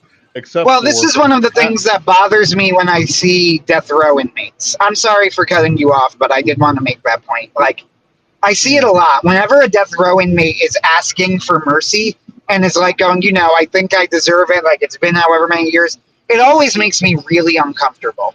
Because it makes me go, then are you actually repentant?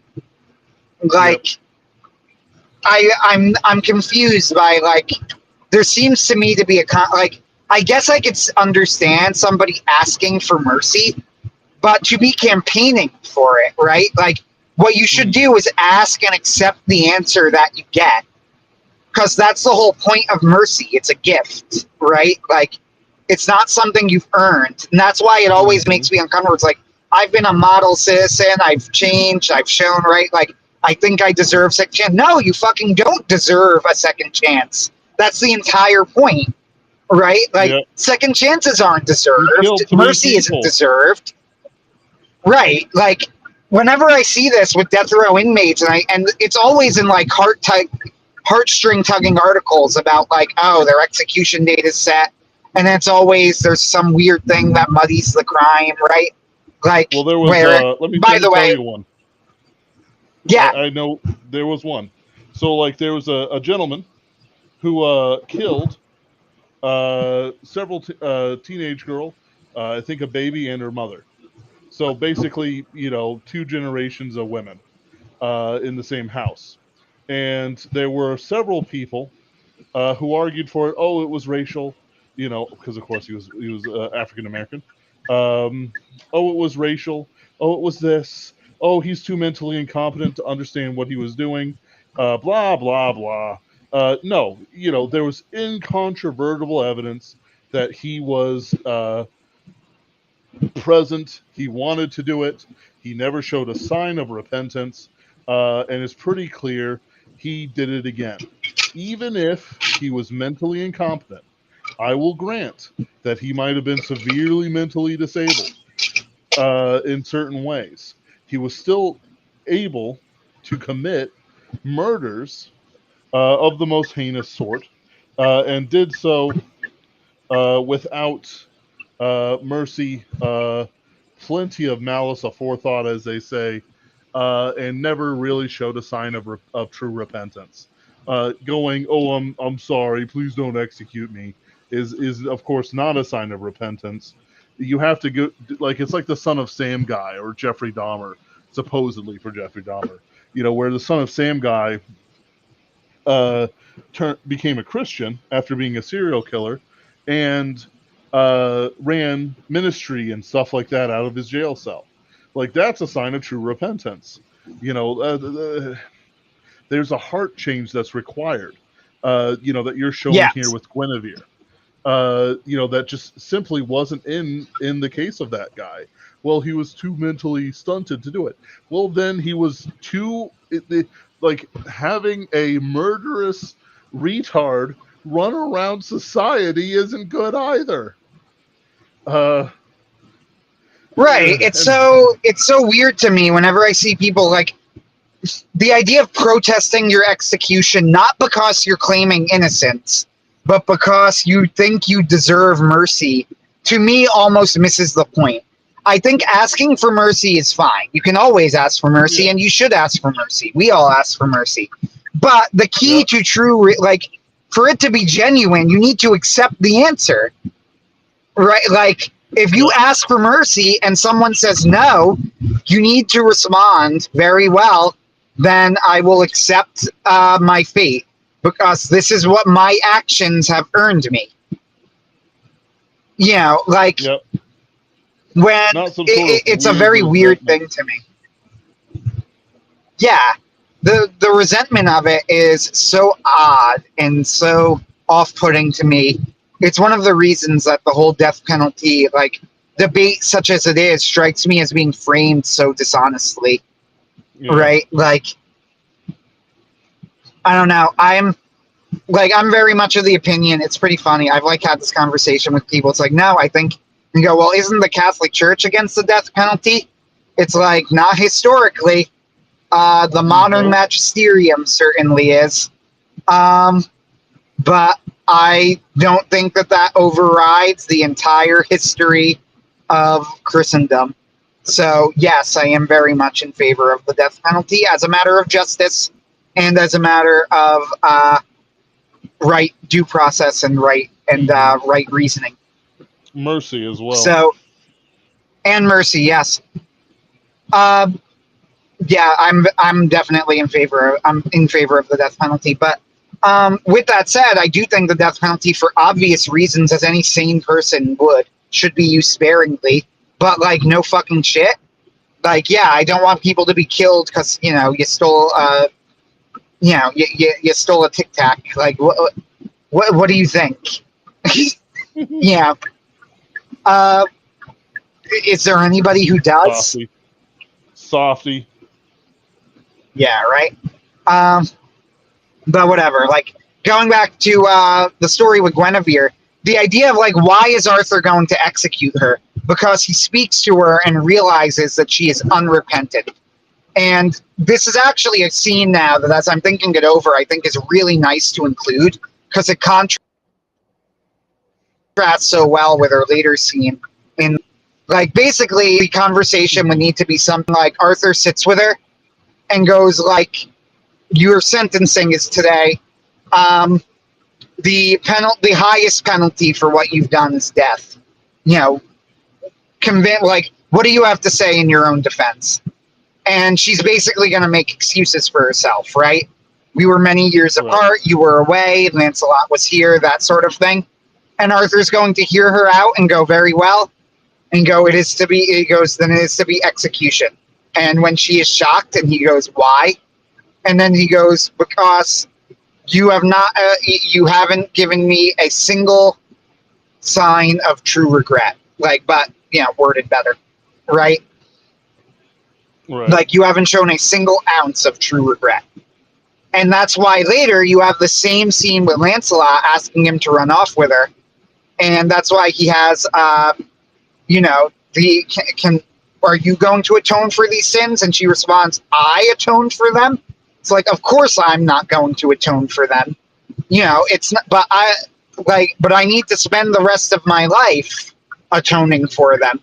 And then Jesus Christ will make up the difference. Like, the fact that I can't atone for them doesn't mean that I've lost all responsibility, right? Like, that's the other thing too. Like, that's one of the weird responses. It's not going to bring them back. No, it's not. But there's still a debt to be paid. And yes, you can never fully repay the debt. Of course, you can't fully repay the debt. But you can repay as much of the debt as you can, right? Mm-hmm. Like, which is what Guinevere tells Lancelot in the last fight of Sir Lancelot. How are you going to atone for this? And she goes, I atone? Of course I can't atone, because no water in the world can wash off the blood on my hands. But the living water can do all things. In other words, just because I have to, I can't make up for all of the harm that we've done, doesn't absolve me of any obligation I have to do the penance that I can. Like that. Yeah.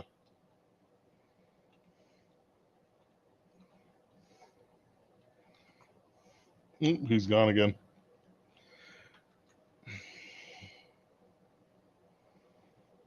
That's the heart and soul to a good repentance story. Someone basically saying, I will do the best I can. There's something lost in the modern Christian where they take that out. They take out, the sort of misery and suffering of Christ under our sin. They take out, the disappointment of heaven when you sin. And they try to make things compatible or dramatic in a different way where certain things are, how do I want to put it, where certain things are more important, but in reality, they just simply aren't important at all. It's the matter of if Christ and his sacrifice is important, then we can certainly, uh, welcome back. If Christ and his sacrifice are the important things, the things worth writing about, the things worth being, the things worth, sacrificing your pleasures for, repenting of your pleasures. The thing with Guinevere is that, it was a long-term affair. She received a lot of pleasure from it. So did Lancelot, but we're talking about Guinevere here. Yes. And even though it seems like a modern thing, fundamentally the nature of women hasn't changed. Even though it seems like, oh, well, we're not getting married and stuff like we used to. Women aren't having kids like they used Well, to. that misses Hold on. No, the hold on. point Let me of finish. marriage, right? Like, Right. the Well, entire let me point finish of my marriage point. is a civilizing force. Yes, absolutely. You're right. It is a civilizing force, and I don't want to pretend that's not there. But the thing is that the nature of women have been the same, has been the same since Eve. Um, there's like that old red pill advice. All women are the same. Of course, you could be like, well, the personality differences. Well, yeah, sure, personality differences, but hypergamy, self, how do I want to put it? Like unable to see the sins of the self. All these other things are sort of like female qualities throughout the known human spectrum. It's why the gamma is so feminine. He has the same negative traits. A good woman will have virtues that overcome them. But of course, it's the same with like men and vainglory, pride and violence and anger. You know, it's there's natural sins that each sex produces. So Guinevere having to able to come to Christ, and realize that she's done something wrong is sort of a requirement for a woman to be saved. It's they have to accept that they have done wrong. Well, it doesn't matter what their justifications were. You sinned. The when you remove the justifications, that's when you get the chief idea of repentance, as we've been talking about. Right. And we're now nearing the end, which, thank goodness, my phone can't take much more of this. So let me end with the last thing about my stories. So one way that my stories are kind of differentiated from other versions of the Arthurian canon is that, and I'm calling them stories, but we'll call it my novel as a whole because it's connected thematically by the Knights of the Fall of Camlin, and there is a through line that will continue over multiple stories. So it's like there is chronology, a through line, recurring characters, thematic coherence. I consider it a novel, right? So for those reasons, it's a novel in like the old pulp way that they would do it, where they would combine multiple shorter stories together, like A Canticle for Leibowitz did this. So in the novel, one way that I am differentiating the way that I'm writing it is from other treatments of the Arthurian legend, is that they are all kind of psychological deep dives into a particular character in the Arthurian mythos. And Mallory especially sketches his characters very lightly. This is by necessity. There are just so many of them, he really can't dive psychologically into them very far. Who knows if he even knew how? Which is a bit of a shame, but yeah, it's also unclear if he even knew how. I think that Mallory deserves much respect because it's a difficult mission, and it's more success. Like what he was trying to do was incredibly difficult, which is unite hundreds of strands of legends into one somewhat coherent narrative. And while I don't think that the result was entirely successful, the fact that it wasn't entirely a failure is itself like a testament to Mallory's incredible skill. So it's an enormous, like, it's a monumental work. I'm not trying to say that it isn't. Like, it absolutely deserves the reputation that it has. It's brilliant. It's a brilliant book. With that said, Mallory, wrote in a different time when, deep psychological studies of characters weren't as much of a thing. They weren't in the Iliad, for example. So it's not like it hadn't been done before. But it wasn't like in the air of Britain at the time. Yeah. And the second thing is there were so many characters in Mallory's Lamort because of what he was trying to do. It was not really practical to do a deep dive into any one of them. Like, he just had too much he needed to get down. What I am doing is each story is hyper-focusing on a specific individual and going into the psychology of it, right? Like, why they are the way they are, why they are doing the things that they are doing, how this happened, which has always been what fascinated me about Camelot, right? Like, it's this... Oh, yeah. The greatest place that's ever existed, and yet it fell for such human reasons. Adultery, affair.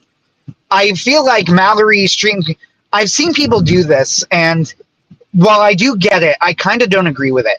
People try and reduce Lancelot, and I would argue that Mallory is the most interesting version of Lancelot. So Lancelot comes from France. There are some theories that there's a Scottish character named like Lenliog or something who could be a forerunner of Lancelot, but he's not.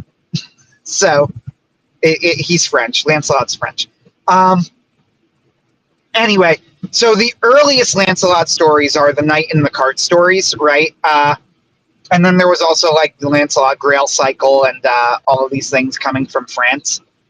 But in the Knight in the Cart, if you ever read it, I haven't read it in full. I've looked into it though. It's almost a parody. Lancelot is supposedly like the greatest knight, but when you actually read the story, he's basically like an almost effeminate Gamma type, Except this is like, and then Mallory is taking all of these stories about Lancelot and putting them all into one narrative, right? I would argue that Mallory's version of Lancelot is actually much more interesting, because Mallory is taking these stories where Lancelot is supposedly the greatest knight, but is actually, if you read it, deeply, deeply flawed. And he is saying that these two contradictory aspects are part of the same character, not in a satirical way, simply because that's who Lancelot is, right? Like, he is the greatest knight, and he has these flaws. I think that's much more interesting. It is. And I think that that's the way that Lancelot should be handled. White also does a great thing with Lancelot. White's version of Lancelot is absolutely fascinating, and it's the reason that The Ill-Made Knight is the best book. It is probably the greatest portrayal of a Gamma ever put to fiction. Like, no joke, not even kidding. His Lancelot is absolutely 100% and down to his core a Gamma male, but White understands his psychology so thoroughly and has like such a sympathetic portrayal that you still like him, kind of. Like, it's a brilliant psychological portrayal. These, though, kind of root from the same place. Once again, this is why White, for all that we've criticized him, was in the end a genius in his own right. Like, he was able to tease out these threads from the original and bring them to the surface, right? The central contradiction of Lancelot, which is he is the greatest and the worst, right? He's the greatest of Arthur's knights, and he commits the worst sin of all of them, except arguably Mordred, who is also a Gamma male of a very different type. The White's Lancelot, the way that he describes him, is that he's actually hideously ugly, not incredibly handsome. And that ugliness reflects how Lancelot sees himself on the inside. And the reason that he is the most merciful of Arthur's knights is because he is ashamed of this part of himself. And his natural inclination would be to his rage and anger, but he refuses to do that, and it makes him become merciful. It's fascinating. It's also, I think, a really compelling psychology of a Gamma male. Like, the rage at the heart of the Gamma male, right? Lancelot resents his entire life. And when a woman like Guinevere throws attention on him, he immediately falls for her. Right? He can't resist it. Mm-hmm. But White doesn't show, like, he shows all of this and shows it's doing in a way that's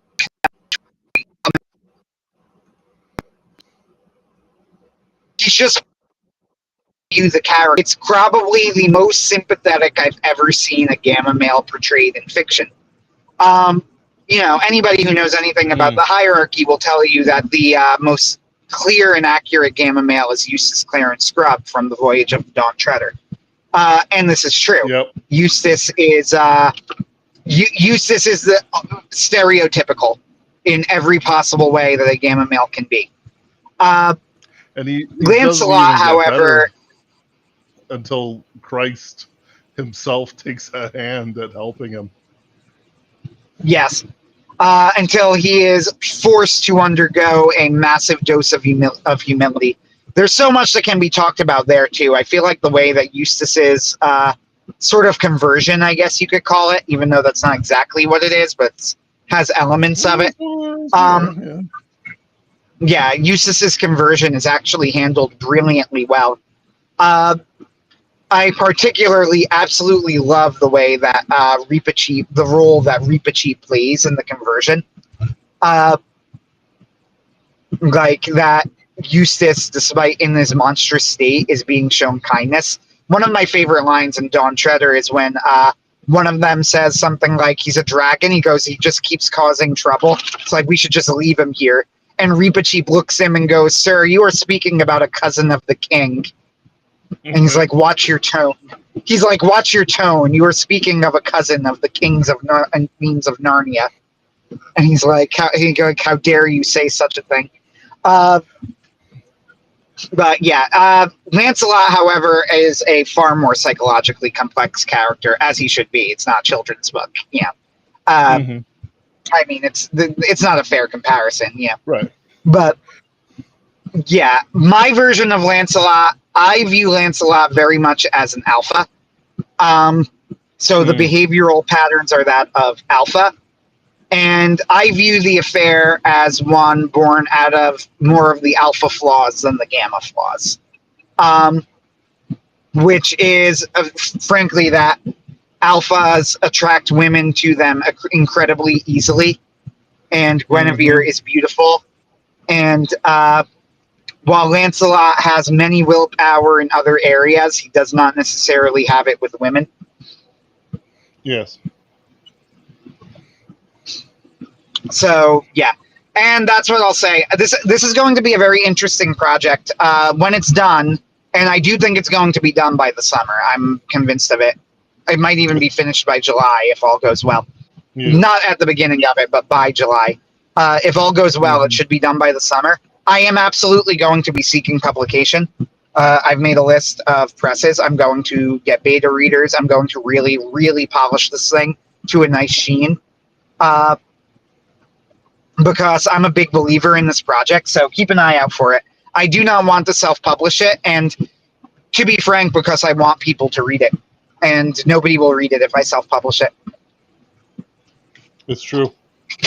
As much as we love the indies here, frankly, we haven't developed the cult of personality or the different schemes that others have, partially because they always seem to be over by the time we got to working on them. And there's just no point. It's like email, newsletters. Everyone was talking about them, and then everyone started complaining about them, and it's like, what can you... It's... Okay. It drives me bonkers. Get on the WordPress. Yeah. Get on the WordPress train, and Substack is the new hotness. Yep. But anyway. Yeah, thank you guys for listening. I left links for our Kickstarter, The Throne of Hades. We're just 1% off from 50%. Thank you all for all the support you're giving us. We really do appreciate it. I hope we can reach 100% before the campaign is up, so we can get this thing made and see if... yeah, it's going to be a near thing, so please, it's going to be close, so please donate. Every little bit helps. Yep, you get a lot of content if you support us. And those who buy the higher tiers will get even more content that is personalized to them. Anyway, I'm going to cut it off here. I'm starting to fade pretty bad. I'm